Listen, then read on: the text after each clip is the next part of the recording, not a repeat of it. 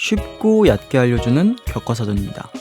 원조 존 존스, 아니 입식계 살아있는 레전드 K1의 리빙 레거시 바다아리는 22년도에 펼쳐진 그의 지난 경기 영혼의 듀오, 아니 K1 시절부터 이어져온 오랜 라이벌 오브레임과의 경기 이후 더 이상 챔프로서 경쟁력 그리고 도전할 수 있는 일말의 명분도 남아있지 않았기에 사실상 현역 은퇴 선언을 합니다. 심지어 나름대로 입식에 살아있는 전설 바다아리의 마지막 경기가 오브레임의 약물 적발로 무효 처리가 되며 뒤끝이 씁쓸하게 끝맺음을 어림도 없지. 이론상 MZ세대인 바다아리 살짝 철진한 트렌드 찐찐막 매꾸해버리기 정격 복귀를 선언합니다. 자, 복귀 전 상대는 우크 유리엔달.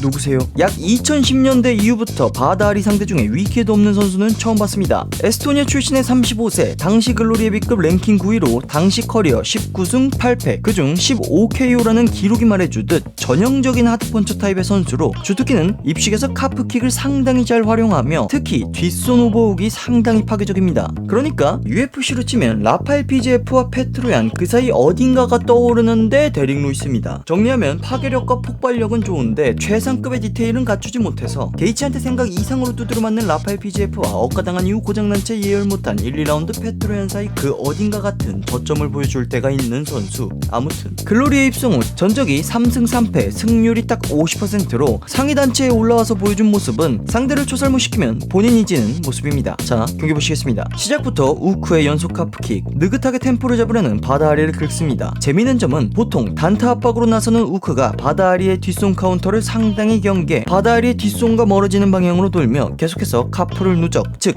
멀리 보는 운영을 하려 합니다. 반면 바다아리는 나름대로 이를 킥체크로 반응, 균형이 흔들리긴 해도 조금씩 우크를 코너로 몰며 도주로를 지워갑니다. 여기서 노장의 짬바, 코너에 가둬두고 앞손으로 상대의 주특기인 오버훅을 유도, 자세를 낮춰 올리면서 바디헤드 레벨 체인지 연타. 조금 녹슬긴 했는데 아직은 쓸만해 보입니다. 이후 바다아리의 최근 경기 모두 피냄새를 맡고 흥분하다 전복된 적이 많아서인지 템포를 조정, 잽 한 번을 뻗지 않고 상대적으로 더 긴 원거리 킥을 활용, 상대의 카프킥에선 멀어지면서 본인은 안전하게 상대를 압박합니다. 하여 애매한 거리에서 잽 카프킥 셋업을 걸어보는 우크. 그래도 바다아리입니다. 덕분에 우크는 준비해온 운영에 주요 옵션인 카프킥이 제한되자 한없이 움츠러들기 시작, 경기 초반보다 더 빠르게 몰리기 시작합니다. 앞불사, 바다아리가 이걸 보고 못 참는 상황 발생, 한 번에 가짜를 씹으며 거리를 순식간에 죽인 채 상대의 매크로 오버훅 앞손훅을 유도, 직전 보여준 콤비네이션을 다시 시도하는데 앞불사, 우크가 가둬져도 너무 가둬져서 오히려 우크의 매크로 1번 마무리 거리에 알맞게 걸리게 됩니다. 여기에 이 마무리 앞손훅의 타이밍이 밸런스가 밀리면서 한 템포 늦게 들어간 게 오히려 좋아. 만약에 우크 선수가 이 모든 걸 알고 일부러 이렇게 설계를 했다? 앞서서 말한 디테일 없다한 거 빠르게 취소하겠습니다. 아무튼 전반적으로 완전히 킥게임 주도권이 바다아리에게 넘어온 모양새입니다.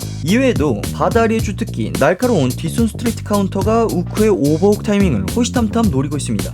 물론 날이 무뎌지긴 했습니다. 아무튼 또다시 코너에 몰아넣는 바다아리, 심리전으로 스위치를 그건 다운. 어디선가 많이 본 듯한 최근 누군가가 떠오르는 그 행동 어디까지 내다보신 겁니까? 좋듯이요. 안전하게 자라다가 뒷손 오버훅이 장기인 상대에게 반대 스탠스로 무지성 뒷발 질러버린 바다아리입니다. 상대를 도망 못 치게 가둬서 선택지를 강요해놓고 왜 그 선택에 가장 위험한 행동을 했는지는 잘 모르겠습니다. 바다아리가 전성기 기준이었으면 킥이 오버훅보다 먼저 몸을 관통해서 상대가 밀려버리는 상황이 나오니까 아예 오버훅 불능 상태로 만들려고 한 건지 그냥 심리전이었던 건지 진짜 모름. 결과적으로 바다아리가 2016년도부터 꾸준하게 보여준 바다아리 클래식 그 자체입니다. 라운드 종이 바다아리를 살리며 겨우 2라운드를 할 수 있게 됐지만 우크는 이 기회를 놓치지 않았습니다. 시작하자마자 우크의 매크로, 잽, 오버훅을 2연속으로 발사했고 타이밍과 셋업을 읽은 바다아리가 받아치려 받은 채로 다운. 더 이상 칼날 같은 바다아리의 카운터는 볼 수 없었습니다. 이어지는 우크의 매크로 3번, 상대가 데미지가 있으면 대놓고 슈퍼맨 펀치 갈기기를 시전. 바다아리는 이에 더 이상 푸더크를 살리지 못하고 늘 먹던 그 맛, 인파이팅 마툭으로 맞불을 놓으며 일발 역전을 노리다가 하얗게 불태우기 플러스 버팅. 와, 여기다 자기 혼자 발목 꺾이기까지. 그게 치명타가 되어서 경기 종료. 정말 바다아리 패배 하이라이트 다 모아놓은 것 같은 이 느낌. K1의 향수를 진하게 느끼고 있는 유튜버로서 참 애증의 대상인 바다아리. 그의 마지막 경기에서 전성기 시절의 모습 일부를 보고 싶었지만 오히려 말년의 토탈 패키지를 몰아본 것 같아서 기분이 참 오묘합니다. 어쨌든 사실 이 경기는 글로리 헤비급 그랑프리 예선전으로 바다아리 본인이 그랑프리 토너먼트에 리쿠베르 후본이 나오는지 물어보고 위에서 보자 하며 복귀를 한 것인데, 바다아리 본인도 이제 더 이상의 승부욕은 없어 보입니다. 경기가 끝난 뒤 아쉬움은 없고 더 이상 선수로서 미련이 없는 모습, 어딘가 홀가분한 모습입니다. 이후 공식적인 은퇴 발표 내용을 딱히 찾지 못했습니다만 사실상 진짜 은퇴 경기가 아닐까 싶습니다. 에필로그. 그래서 바다아리를 잡은 우크는 헤비급 그랑프리 본선에 진출, 기세를 몰아 당시 글로리 헤비급 랭킹 2위 2m의 터치 킥복서 레비를 시작하자마자 다운시키며 2라운드 본인이 오버옥의 실신, 역전 KO 패배. 이래놓고 어차피 그랑프리 우승자는 또 리쿠베르 후본입니다. 그만 알아봅시다.